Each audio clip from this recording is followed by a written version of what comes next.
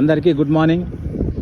ఇక్కడ మీరంతా ఇట్లా పచ్చగా చూస్తే మీరేమనుకుంటున్నారు అంటే ఇది ఏదో కృష్ణా డిస్టికో వెస్ట్ గోదావరి డిస్టికో అనుకుంటున్నారు, కానీ కాదు. ఏదో డెల్టాలు ఉన్నారే అనుకుంటున్నారు, కానీ కాదు. ఇది ఒకప్పుడు ఎడారి, నాగర్ కర్నూలు జిల్లా, మాది సొంత ఊరు ఒట్టెం గ్రామం. ఇది బిజినపల్లి మండలంలో ఉంటుంది.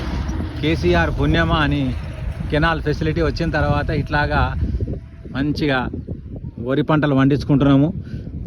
ఇలాగ మాకు పంటలు పండింది నాకు గుర్తున్నంతవరకు, నేను ప్రైమరీ స్కూల్ చదివేటప్పుడు 1970s మాత్రమే ఉండే.